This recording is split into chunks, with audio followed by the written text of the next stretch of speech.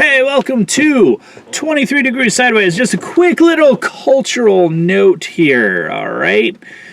Knives are deadly weapons.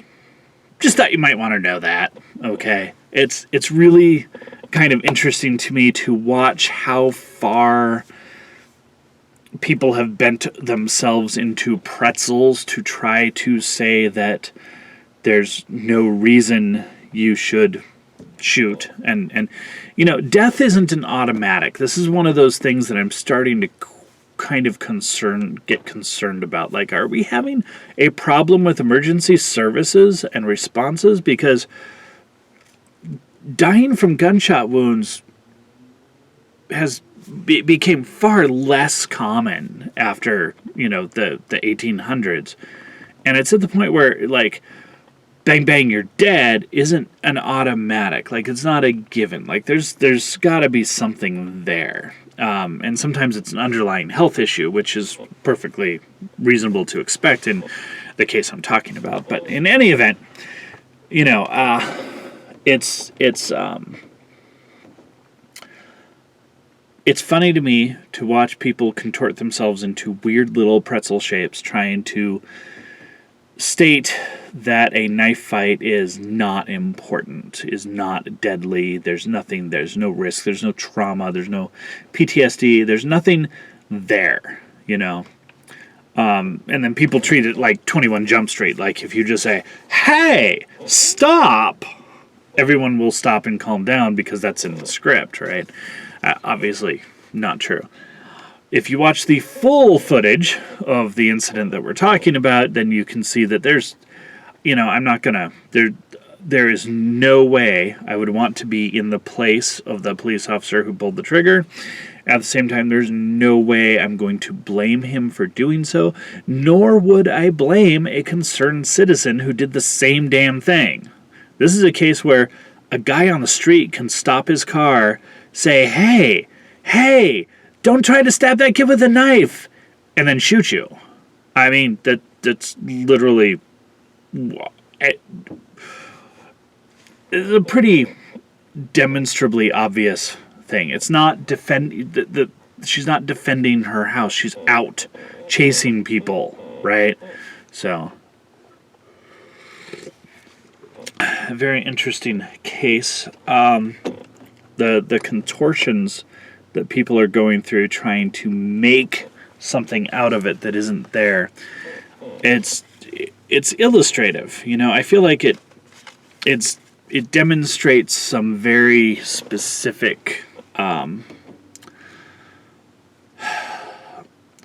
biases, narratives. Like, it shows that the reality, justice isn't the concern. Okay, justice is not what people are concerned about. Right behavior is not what people are concerned about.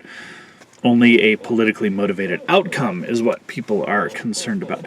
And I find that very, you know, I feel like it's a breath of fresh air that they've come out to that degree. They're not hiding it anymore. That's good. It's especially useful if you feel that you're going to end up having to pick sides at some time. Man, so knives are not deadly weapons. And then, of course, you have people who don't understand, who genuinely are trying to defend. They're trying to defend a narrative, a belief, you know, which is the so-called racism thing. You know, and why didn't you shoot her in the leg? That's always there. That's always there. It's one of the, I think that comes from the Biden true believers or something. You know, because the leg doesn't have a femur or a femoral artery or a patella or anything else there.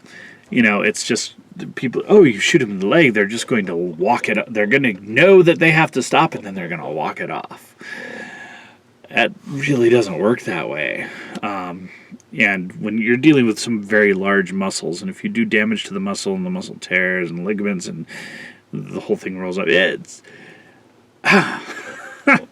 So I am a little concerned about the emergency responses because we have a lot of people who the media is reporting on having died. And I know that the media doesn't report on stuff that doesn't make the outrage narrative. But some of these cases seem like I'm not sure you should be dead already. On the other hand, we're dealing with, frankly, an elevated level of kill humans marksmanship in our police force. A lot of our police are veterans, and we're coming out of a constant war era where being good at shooting people so that they die is actually part of what's going on. I'm not saying that's bad or good, okay? If you're going to shoot someone, the expectation is that you want them to stop what they're doing. Drop. Boom. Whether they're alive or they're dead isn't the important part, but the way to get people to stop fastest is actually to kill them. Not to try to distract them with a bullet. Distract them with a bullet. I can't believe the logic people are trying to use for that. It's just amazing. Distraction with a bullet. But the really key part of this whole scenario is that we're dealing with the results, the very negative results of a government-run foster care and child welfare system that is completely and totally fucked up. It's badly fucked up.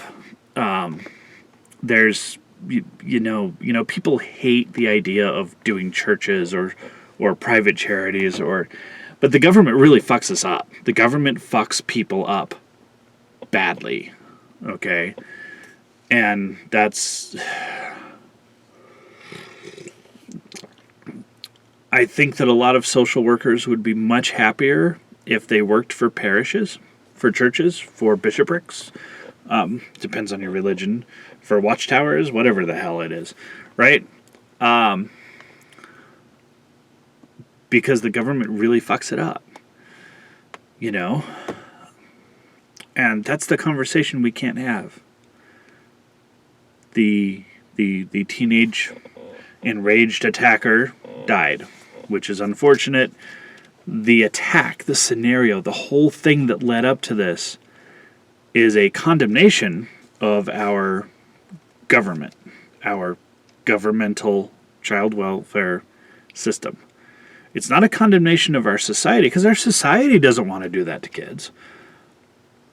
But our government very specifically does that to kids. And I'm not trying to make some anarcho-capitalist argument or some extremely libertarian argument here. It's just... social stuff sometimes has to be social, societal, okay? Not governmental. And whenever you put governments in charge of this stuff, the goal set, the system, the ideas, what you need, your career path isn't based on getting kids healthy.